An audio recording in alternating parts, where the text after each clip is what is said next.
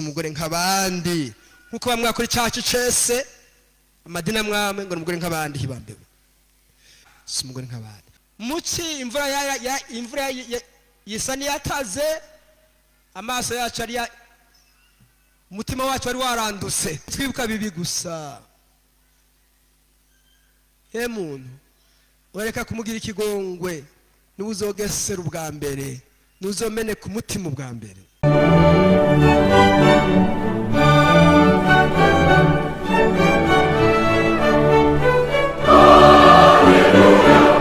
haleluya haleluya kuva kera Imana yashikirije ijambo basokuru mu bihe byinshi no mu buryo bwinshi iciye kuba hanuzi no muri iyi minsi y'imperuka naho yadushikirije ijambo iciye ku mwana wayo haleluya ora numukama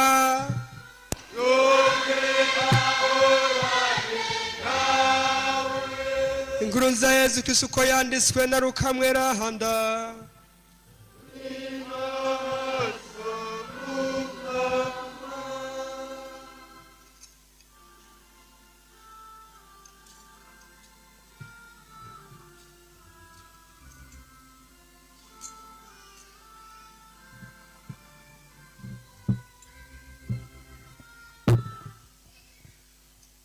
muri jamisa bungere bagiye barihuta basanga Maria na Yosefu n'akayo kajyanye mu bwato bw'inka ngo bakabone bigana ivyo bari bumvise kuri uyo mwana abumvise bose byabungere babiganiye baratangara Maria we yama yibuka amajambo akayazigama muzirikanyi wiwe hama bungere basubira inyuma bagenda baranahaza Imana bashimagiza kuko ivyo vyose bari biyumviye kandi biboneye byahwanye n'ivyo bari babwiwe imisi 8 iheze hageze ko agenyerwa bamwita Yezu ariryo zina umumarayika yari yavuze Yezu atarasamwa mu nda ya nyina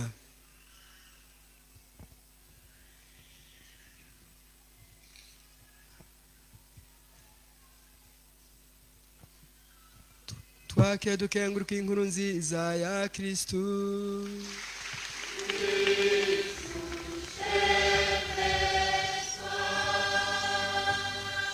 Mana data twese mweranda kwizina y'umucunguzi wacu Yesu Kristo ragutakambiye utwuze mutaba mweranda yatwikire Bikira Mariya akakira Imana mu bantu akagashisa Imana mu bantu akakira Imana mu mubiri wiwe muzima bw'iyo mutima wiwe nazo tukayironka kubwo kwizera wamushizemwo ngwino muri twebwe kaze Mana mutima mweranda mutima tunyabungere barondera Imana bakagambure kubakorohera Imana batumwa b'Imana ngwino muri twebwe kaze Mana mutima mweranda mutima duha gusenga tuvuga abadawe ko data muri papa wacu tukizera uvyeyi bwiwe ngwino muri twebwe uduhe kwizebwa uvyeyi mu mwaka dutanguye kaze Mana mutima mweranda duhe kwinjira mwana mabanga y'uno munsi wa mbere w'umwaka Mana yanje ngwino muri twebwe kaze Mana mutima mweranda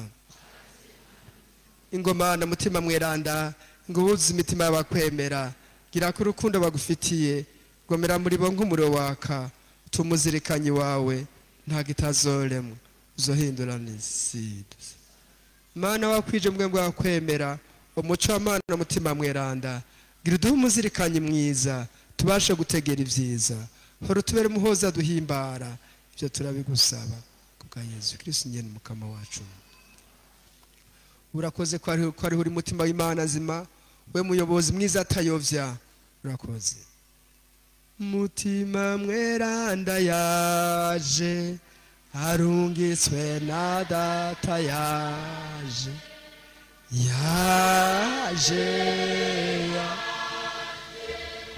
mutima mweranda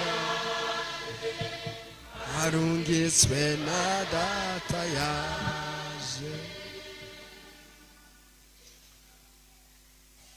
Maria we yama yibuka amajambo akayazigama mu muzirikanyi wiwe no mu shengero ry'Imana mu Eklezia Katolika kw'isi yose n'umunsi mukuru wa Bikira Mariya nyina w'Imana. Umunsi wose urisangije Bikira Mariya nyina w'Imana, nyina w'Imana. Mugereki Theotokos nkuko Imana yabishure Eklezia y'Imana, nyina w'Imana, nyina w'Imana. Kuba nyina w'umuntu mwaco inkurikizi yavyo, uramugabura n'amaberebere yawe. Na Bikira Mariya ibere giwe amabere biyo ni yagaburiye Mesiya, umwana w'Imana nzima, si umugore nk'abandi nkuko bamwakora icacu cese amadina mwame ngo umugore nk'abandi hibambewe. Bikira Mariya nyina w'Imana yasangiye amaraso, umwana bamusangira amaraso, yasangiye amaraso n'Imana, si umugore nk'abandi. Bikira Mariya yahese Imana he kumuremyi wiwe, ibitigu vyiwe vyakira Imana, si umugore nk'abandi. Bikira Mariya ibibero vye vyakira Imana, si umugore nk'abandi. Uno munsi Eklezia y'Imana rero iduhaye gutanga umwaka mushasha, twihwezeye mu mama, umama mu kwizera kwiwe. Natwe kugira twigishe ngene twoko urugendo twarurangiza neza. Niri jambo rero mpagariye ko ngo Mariya we yama yuka amajambo akagirane akayazigama, yarayibuka akayazigama. Kwibuka amajambo y'Imana no kwibuka Imana, abantu b'Imana we, kuko Imana niyo jambo nyene. Mbere na mbere hose jambo yariho. Ijambo ry'Imana, Imana nico kimwe birajana. Kuko amajambo y'Imana ukwika ubuzima abantu b'Imana we. Paulo andika mu Roma 15:4 ati amajambo y'Imana yuzuruhoza. Imana yaduhoza n'amajambo yayo, yuzuruhoza kuziga amajambo y'Imana. Imana yaho ibwira Isirayeli muruka mu gitabo cy'Iyunguka 19 kuva ku 3 gushika ku 6. Imana ikabwira Isirayeli, musadugagana aho Imana iri, umukama muhamagara ari kumusoza mubwira ati, ngibi uzobwira umuryango wa Yakobo, ibyo uzomenyesha abana Isirayeli, mwaribone mwebwe nyene izo nagiriye Misiri yo nabakuye, ukuntu nabatwaye ku mababa y'ingona nk'abashikani wanje.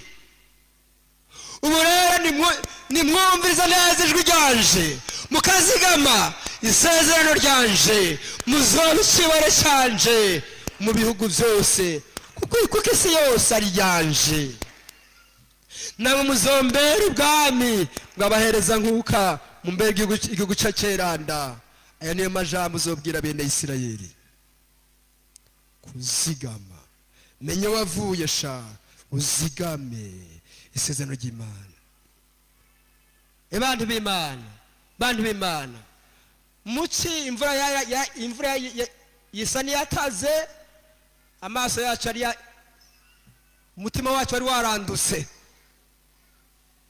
None ubu naho turi bagirana, naho turi kwibagira muntu we, kwibagira.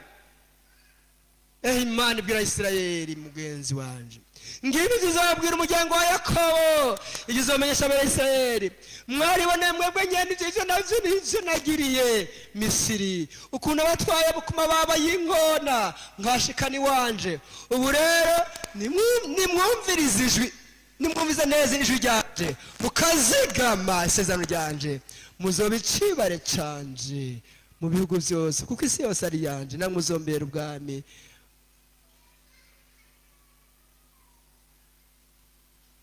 Nigo gucerana, kwibuka. Kubera ko umwana w'umuntu yibuka ibibi gusa, ngurya muntu sinzopfa ndamugiriye ikigongwe, sinzopfa ndamugira ikigongwe. Kubera ko twibuka bibi gusa, muntu ureka kumugira ikigongwe, niwe uzogesera ubwa mbere, nuzomene ku mutima ubwa mbere.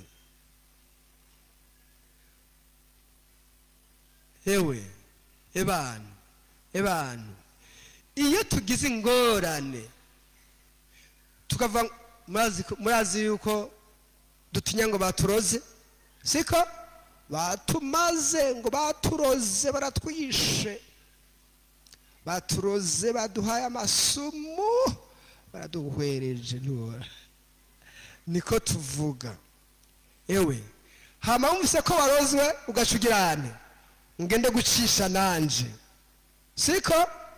siko ukibagira isezerano ry'Imana bana ndabereke ingene muzo kwikingira uburozi ndabereke urabishaka rahira umviriza nkwereke ingene zo kwikingira uburozi rero utangwe guhezagira abasi bawe ukabagira ikigongwe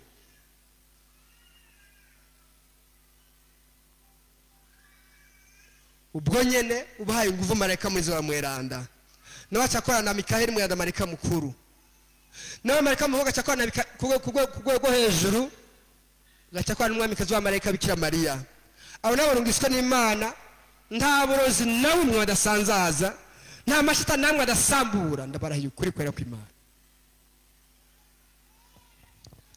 urumva hari umuntu yaje acumukuye avuga ati bandoze bamwereje anyishe bakunda kuza misa zo gukiriza so bamwavuye kure none urashaka guhezagira umwasi wawe ngo ndamuhezagira atera imbere nyakugogwa unyaguhangwa ngene yampanze ashatera imbere rero neka mugenzi uko muhezagira amadayimoni yiwe niko asambura kuko amashatani bayaguteye bayakurungikiye cyangwa ubwo burozi bakurungikiye bagasangura umuntu agira ikigongwe umunyakigongwe amashatani si wowe abona hoya abona Yesu agira imbabazi muri wewe kandi maze gutanga imbabazi marayika murinzi wa mweranda acabe intambwe na shetani nimwe adasanzaza na buhoro umuhaye akaryo keza gukorana nawe kuko Yesu avuga ngo hahiriwe abanyakigongwe kuko nazogirana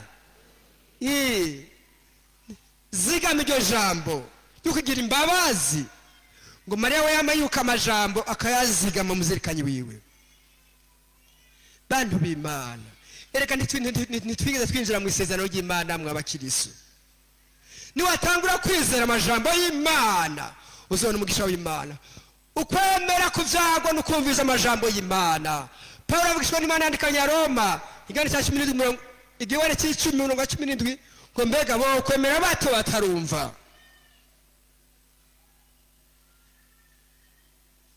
kwizera amajambo y'Imana Imana yaribwira Israeli ati ibuka Israeli we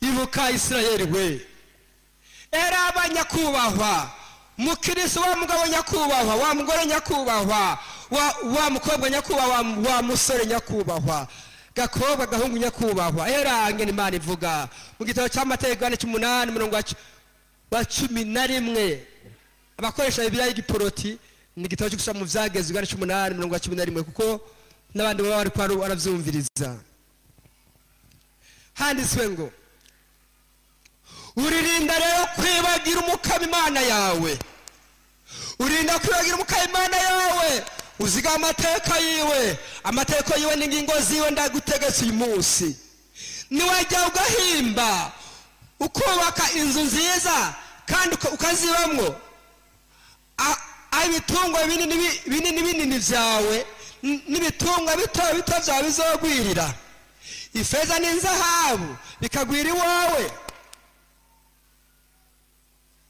maze izitunze byose bikagwira umutima wawe ntuzo wishire hejuru ngo wibagire umukama Imana yawe agukuye mu gihugu cya Misiri mu nzu y'ubuja niwabona uteye imbere uyu mwaka utanguye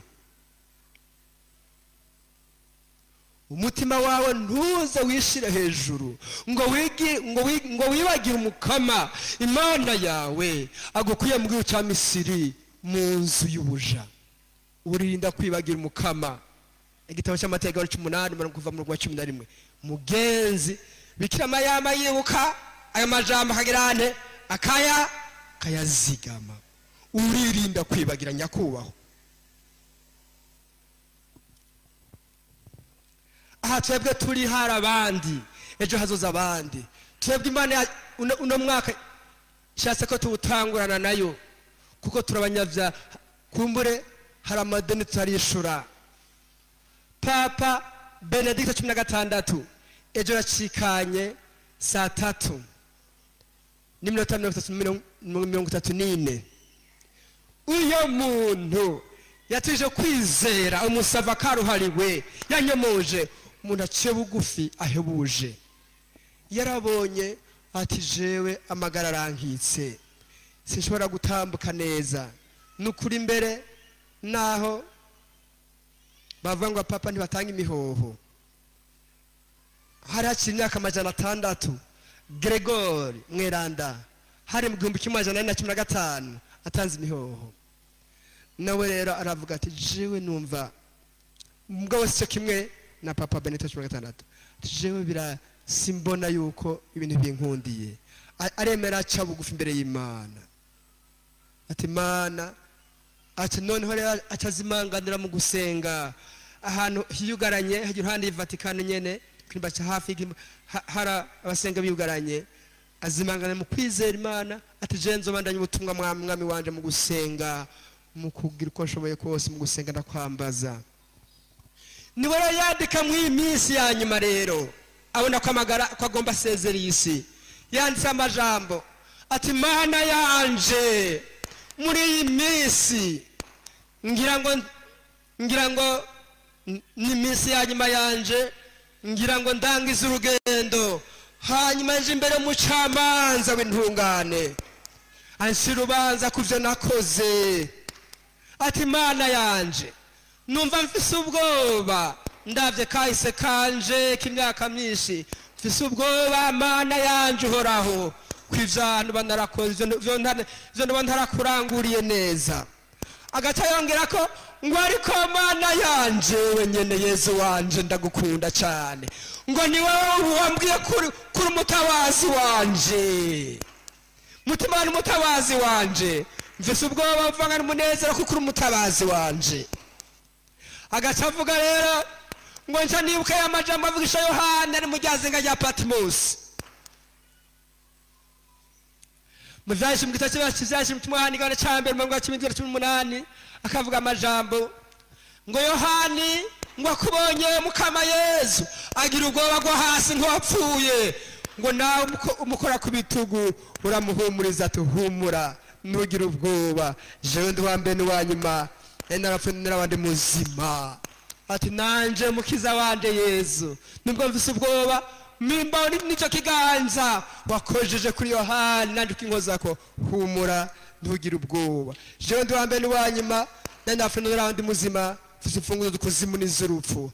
Maze rero mutama arangiza azimangana mu kwizera Imana. Nawe mwuka w'Imana yaguhumuje umwaka utanguye mugenzi humura jewe ndi wambe n'uwanyuma niko akubwira umukiza wacu Yezu Kristo.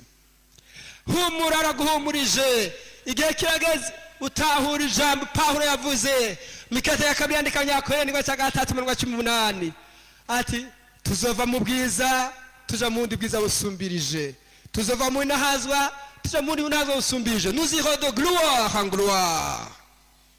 Uyu mwaka nawe shumura mwana w'Imana nzima Imana igushorera uja mu nahazwa busumbirije bwa mbere.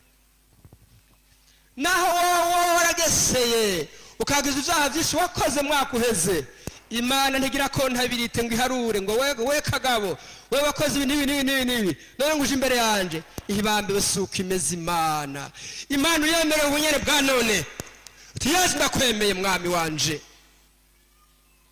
ikwakira nka cagisumasha kumusaraba ati Yesu uranyibuka niwashika mu bwami bw'ijuru ati ubunyene uzoburi kumwe nawe mu paradiso. Nawe nyakubahwa uno munsi umwaka mushasha wa mbere nafata ingingo uti Yesu wanje ndafashe ingingo Yesu mukiza wanje yuko kwizera gusumba uko nakwizeye mwaka urangije. Yesu ndafashe ingingo yuko kwemera mwami wanje gusumba uko nakwemeye mwaka uheze Mana uhoraho. Yesu ndafashe ingingo kugukunda gusumba uko nakunze mwaka uheze. Byukuri Yesu arakwakira uko nyene murafatanye urugendo. Yesu horana amatsiko y'urugendo ruhire. Wa munyarwanda yirimbira ngo Yesu ahora vyimve ngo atugira urugendo ruhire. Yesu horana amatsiko y'urugendo ruhire. Urafata urugendo ruhire ukarugira hamwe na Kristo ugashorerwa nawe. Yaza ruvango ngiyo muhimana ishaye ntambuka z'umuntu urugendo rwe ruhire baragumugisha. Namwe banyakuba mwese muje muntu uno munsi kwirongoro y'Imana basha Imana ibihera umugisha ibihera umugisha kuwundi ibihera umugisha kuwundi umugisha kuwundi numarama ivyo abakoze birakumaramaza c'est vrai n'ivyukuri mugabo fata ingingo Yesu sakazima Yesu mfashe ingingo no munsi yakino munsi nyene udasura guharura kahise kanje. Pawulo no ivuga yandikanya ya Filipi 3:13 ngo ndibagira ibiri inyuma nkara ibiri imbere nkaraba Yesu mwana w'Imana nzima. Naho woba waragose ivyo birabisha sakaza ufashe ingingo no munsi ndibagira ibiri inyuma nkaraba imbere kugira ngo nshakire umwana w'Imana nzima nibande nawe mfata urugendo nawe. No yakoze ivyiza bingana gute uno mwaka uheze. Oya mugenzi wanje yacuguma kuvya koze mwaka uheze ivyiza bisumbirije biri hehe biri imberesha. Ndibagira ibiri inyuma gakomeza urugendo. Nizo vyiza nakozega ni Yesu abinkoresheje ibi vyiza biri imbere mugenzi wanje.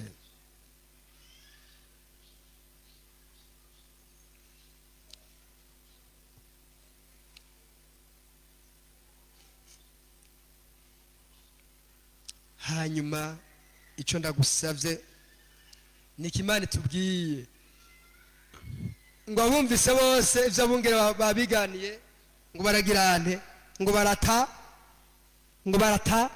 baratangara. Abumvise abungere babiganiye baratangara.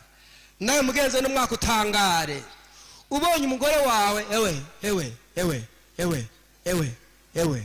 ubonye umugore wawe ngene ameze ngene Imana yamuremye kuva kugwarasha ku mushatsi utangare Imana.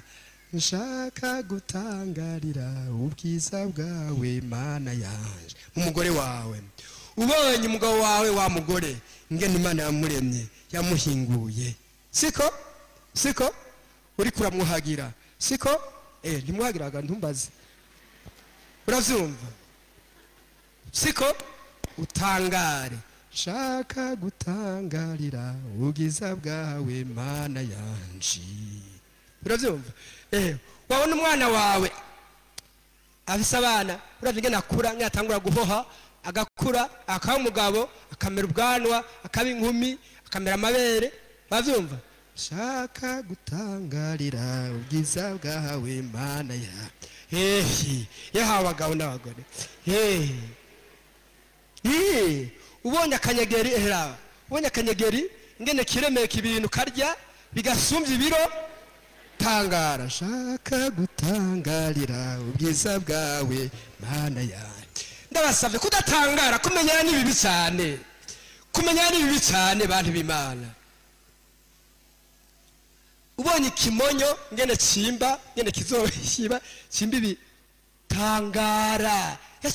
Yacha mugenda muraba ubonye imisozi ukona umuyaga ukona ntuzi yuva niyuje umuyaga ukabona izuba ryaseruka haza ukwezi hakaza ijoro tangara. Nshaka gutangarira ubwiza bwawe Mana yanje. ngo abumvise bagatangara. Tangara, ukwemera kuza mu gutangara. Cardinal Raniero Cantalamessa niwe yavuga n'umujana n'amapapa, yavuga ati, yavuga ngo celui qui s'étonne régnera, ngo umuntu atangara azoganza. Uraba abantu ngene bameze, raba ngene batunganya ivyabo, raba n'ukuri imbere, raba umworo ukagira utu munsi kugira ngo yapfuye, ati mbega mana yanje uno munsi ujya muntu ko adafite udufaranga, adafite konte, adafite amafaranga, arya iki? Ko yigisha abana ameze gutya kandi ari umworo, abigenza gute? Tangara. Ikintu ndakambira Imana, hari ikintu mutazi kindanshinga. Iyo mbonye abantu bashonje, Imana ndagusavye umutwe kujya abanyamakamba barya, mbona abantu bashonje cyane, umutima uramurambitse, untabare se mwamuhoraho, ubaronde ico barya barengene bubaho. Kandi yama aho nuko shengero ry'Imana, tangara yaco wihebura, tangara. Ndangije kwiri jambo re shengero ry'Imana. Imana nitera ibinanga, Imana ntijajura, ikivuza kibukonyene, iguheza gukonyene. Turasezeranye. Ndabasabye bandi b'Imana, ndabinginze kandi navuze ko kugira ikigongwe ihagarika amadayimoni yose cyukuri, kuko nukuzigama ijambo ry'Imana. Aho ubu ntacyo ndabasabye muzigama no munsi tuzosubiramo kenshi. Imana ntitebura, turasezeranye. Imana igirane ntitebura, Imana ntitera ibinanga, siko turasezeranye. Imana ikivuze iragishitsa, Imana ihaga amasigara cyane. Nicyo gituma rigomba bahezegere shengero ry'Imana. Emwe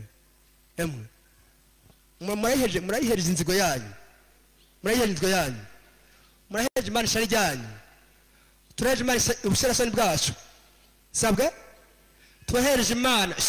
Wa mukobwa usamara, urahereje Imana ubushirasoni bwawe, urahereje Imana inzigo yawe, urahereje Imana guharika Imana kuja mu bapfumu n'abarozi, urabihevye bitakwishikana. Umve rero, mbiriza rero icyo Imana ivuze kibukonyene. Imana ntijajura, Imana itera ibinanga, siko igomba hezagire. Rero umwaka uratanguye, uko Imana aho igira kuri bene Aroni ni kwibagirana ngo bara bene Aroni aho ngo biuti ngo uko muzohezagira abana b'Isirayeli. Yitegure rero tugire Kristo. Twavuze ko Imana idatera ibinanga, siko itajajura, siko ntitebura, siko ikivuze kiba konyene. Kujambo ry'Imana rizimana ngo rivuze. Imana niguhezagire, Imana iguhezagire, yongere kuzigama umwaka wose utanguye. Umukama nakwerekeza kwinyonga zino mwaka wose, umukama nakugira ikigongwe, umukama nakugarukire, umukama nakwerekeza umwaka wose, umukama nakuzanira amahoro umwaka wose. Mukama hezagisha izi ntore za mu izina ry'Imana Data na Mwana n'Umutima Mweranda.